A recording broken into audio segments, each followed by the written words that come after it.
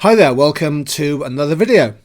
Now this is a really key concept and issue for your Year 13 microeconomics. Do all firms necessarily aim to maximise profit? Well, the answer is probably no. Many businesses are profit seeking, but that's not necessarily the same as profit maximisation. So in this video, we're going to explore some of the reasons why many businesses are not profit maximisers when they make key decisions on price, output, investment, and so on. Now, many exam questions do invite you to challenge the underlying assumption that firms are profit maximising businesses. And the ability to challenge that and give good contextual examples can add greatly to your economic scores, exam scores.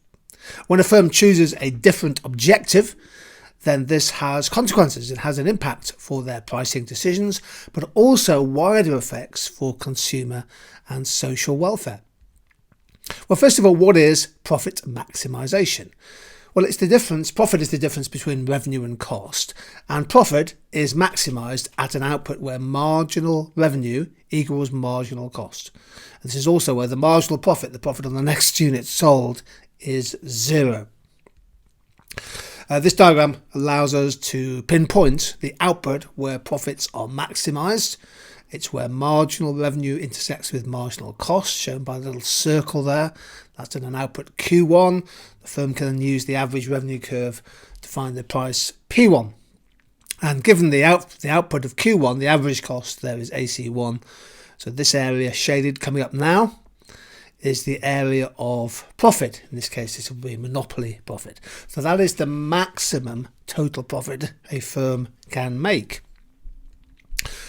And why is profit important for businesses in the wider economy? Although we might be challenging the assumption that firms are aiming to maximise profit, it's still important, I think, significant to think about why profit is important for businesses and for the wider economy. Well, here are 5 key points. First of all, profit provides an incentive to take risk by starting and operating as a business in a market economy. So profit essentially is a reward, a factor income to entrepreneurship. Profit provides the funds for investment. Firms can retain their profits and perhaps invest in new capital equipment, new factories, new buildings, new machinery, but also in new technologies, and also to drive research and innovation. Profit provides a source of income for many people, particularly those of us who get regular dividend payments from our investments. Profits help drive pension fund assets, and that's important for providing pension income in retirement. Crucially, point 4, profit is a signalling device. It's part of the price mechanism in that sense, particularly for high growth industries, to promote the efficient allocation and reallocation of resources within an economy. So scarce factor resources tend to flow to those industries, those markets, those businesses where the rates of return are highest. And for the government, profit is a key source of tax revenue, for example, through corporation tax. Now, we know there is a huge ongoing debate, a fierce discussion about the economics and the legitimacy of corporate tax avoidance. But in the year before the pandemic, corporation tax brought in £63 billion for the British government. That's well over £1 billion a week.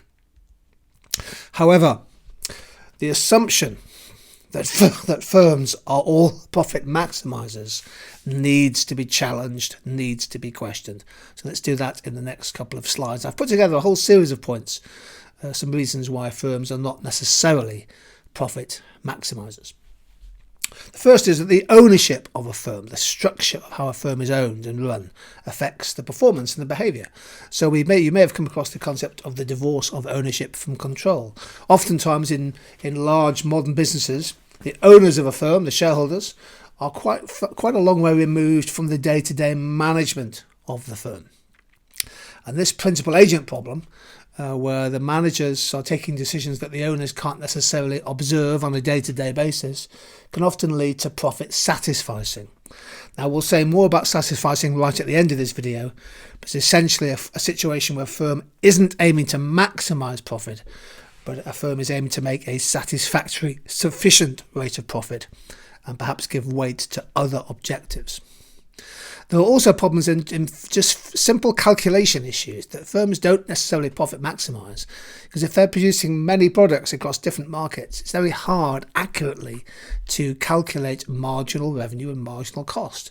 And if you can't do that, you can't find that profit maximising point. There's also increasing emphasis given to non-financial objectives, environmental sustainability, corporate social responsibility, etc. You may well have come across these issues, and it's well worth finding some examples for your notes. Although there's a strong line of argument that actually environmental sustainability, having a good track record on that and being socially responsible, is good for corporate brand, good for goodwill, and actually can help to enhance long-run profits. Profits are often constrained by intervention by government, and firms may not be able to profit maximise because they're subject to some form of price capping formula or price capping regime. The energy sector is a good example of that. Market structure matters. Many of you will have studied oligopoly, and perhaps many of you will have looked at game theory. In those kind of highly concentrated markets where you have a cluster, a small number of dominant firms, building and protecting market share might have a greater emphasis for firms than pure profit maximisation. So the monopolistic price profit maximisation objective can be challenged and questioned when we look at things like duopoly and oligopoly. And a couple of other points. Macroeconomic conditions fluctuate. So businesses might ordinarily be looking to maximise profits, but during a recession, they might have to change tack. Consider, for example, driving some cash flow, getting rid of some spare output by cutting prices and taking a lower profit margin. Some economists argue that revenue maximisation is a more common objective during an economic downturn or recession. And public sector firms that are in part or wholly owned by the state. A good example is Network Rail or LNER, a train operating company on the East Coast Line. They may have different objectives, less driven by the need to maximise profit than, for example, a privately owned stock market listed business where the shareholders are active and looking for high rates of return. So I hope that these two slides give you just a sense of the importance or some reasons why firms may not necessarily aim to maximise profits. Have one or two good notes to hand when this kind of question comes up. Two or three contextual examples. So Primark's an example of a business which is essentially driven by profit. It's a big retailer specialising in the sale of clothing, accessories and footwear. I think the business was actually started in Ireland in the late 1960s and it expanded into many countries, UK, Portugal, Spain, Germany. Very strong European clothes retailer. And it tends to operate in the low-cost end of the market. Very popular with shoppers looking for the accessible fashion. Now, Primark in many ways has become a very highly profit and growth-driven business, and will be a good example of a profit maximiser perhaps. But in a recession, of course, or during a pandemic, there's not much they can do. Look at this chart showing the operating profits of Primark from 2008 onwards. So very strong operating profit growth during the years from 2008 to 2019. Primark is and has been one of the success stories on the retail scene in recent times. But look what happened in 2020-21, a collapse in profits, in part, of course, because they had a very limited online presence. And, of course, the lockdowns in the retail sector hit them very hard. So in many ways, Primark has perhaps had to depart from profit maximisation just in terms of selling stock and getting rid of out-of-season lines. It may well have moved to revenue maximisation. Who knows? The economics of vaccines, highly, highly topical. Are the pharmaceutical companies necessarily profit maximisers? Well, many are. I think the average percentage rate of profit on drugs is about 20%. AstraZeneca, when it came to the COVID vaccine, AstraZeneca partnered with Oxford University, of course. It's one of the top 15, 20 pharmaceutical companies in the world based on drug revenue, based in London. Very strong company. They signed some not-for-profit agreements when it came to the initial allocation of their vaccines, particularly to low-income countries. and they made a fairly modest income from the vaccine. They actually said that they were only going to make money, a profit from the vaccine, when COVID-19 was no longer regarded as a pandemic. So the jab was basically supplied essentially at marginal cost or not-for-profit basis to some low and middle-income countries. Now, you can see their profits rising in 2020, but they're not necessarily a profit maximising business. Certainly during the pandemic, they signed this not-for-profit agreement, in part because they were in partnership with Oxford University, but a good example of a departure from pure profit maximisation, I think. And my third example, contextual example to choose, is the airline industry. Clearly hit tremendously hard by the effects of the COVID and the pandemic and travel and tourism lockdowns. The industry went from profit to huge loss. If we look at the comparing pre-COVID and post-COVID. So something like, mainly due to the outbreak of the coronavirus pandemic, commercial airlines worldwide have lost another $50 billion in 2021. They lost nearly $140 billion US in 2020. So you can see here how airlines, in theory, are profit maximisers. Of course, how can they be in this kind of situation where they're facing such turbulent times? Indeed, there were many structural issues regarding airlines' financial sustainability even before the pandemic. So if you think about some examples, FlyBMI, WOW Air, Thomas Cook, Air Italy, Flybe, others, they've all gone bust actually before the height of the pandemic. Essentially, this industry operates on very low profit margins per passenger departing on each flight, and is therefore susceptible to changes in global economic conditions.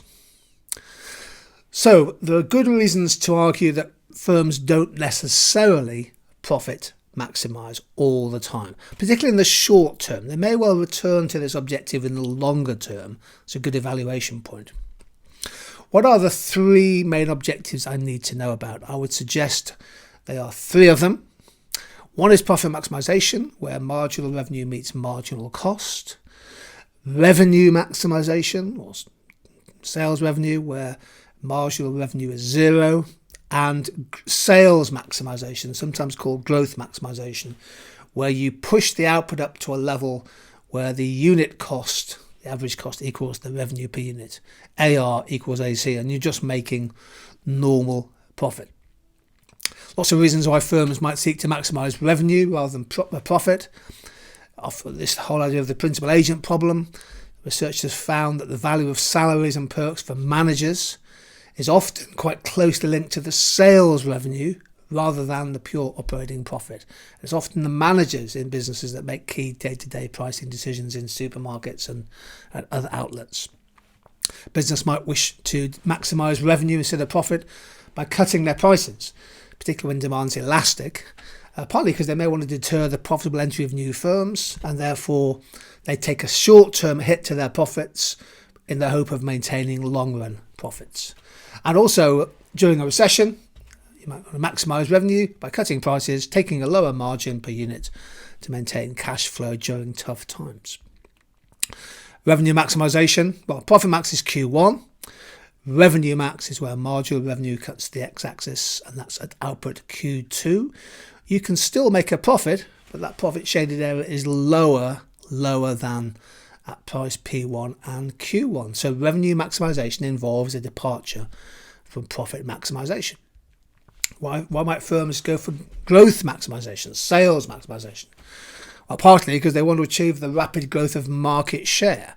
Okay, they have to make minimum profit, but they might be looking to grow their presence, their status in the market. Because increased market share then increases their monopoly power. And again, evaluation point, a short-term departure from profit max may allow firms to put up their prices and make more money in the long run. I think there are good examples of this kind of strategy. Amazon, for example, in the 1990s, the battle for market share amongst the kind of sports equipment businesses such as Peloton at the moment, Zoom during the pandemic, and the rise to prominence of the deep discounters, Poundland, Aldi and Lidl in particular. Essentially growth maximisers, but now with sufficient market share and market power to make very healthy profits. So growth maximisation is output Q3. You go all the way to Q3, where average cost cuts average revenue. Unilever is quite a good example, a very familiar business to many students. They have a fantastic wide range of products. They have just reinstated a growth target. So they have a sales growth target of 3 to 5% per year. They partly ditched it during the pandemic. They've just reasserted it. So their aim is to grow sales by 3 to 5% per year across their product range. They're hoping, of course, the profits will follow, but Unilever is a good example of a business that has a clearly stated growth objective. Now, I've heard about profit satisficing, something that students often say, but what actually does satisficing mean? It's a great word to use in exams. And it means that a business is making just enough profit to keep their shareholders happy, and sufficient for investors to maintain confidence in the management they appoint. But it also gives firms a little bit of freedom and flexibility, particularly the managers, to pursue other objectives. How can I show profit satisficing on a diagram? Well, you can. There is in fact no unique price and output combination. So satisficing can be any output really. I've chosen an output P1, Q1. It's not profit max, it's not revenue max, it's not growth max. It's just another price and output. And that allows the firm to make some profit. It's not the maximum profit, but it's enough profit to satisfy perhaps investors and their shareholders. So there we go. Do all firms necessarily aim to maximise profit? I think the answer is no. Most firms are profit seeking, but that's not the same as profit maximisation. Many firms are willing and able to sacrifice some short-term profit, particularly when economic conditions are tough, in order for them to enjoy higher long-run profits. And that's a really great evaluation point to make. Well, thank you for joining in this video on Alternatives to Profit Max, part of our suite of videos preparing you for your Year 13 economics exams. We really appreciate you joining in and staying with us. We don't take your subscriptions and your interest for granted. Stay safe, stay healthy, all the best to you, and hopefully see you again sometime very soon.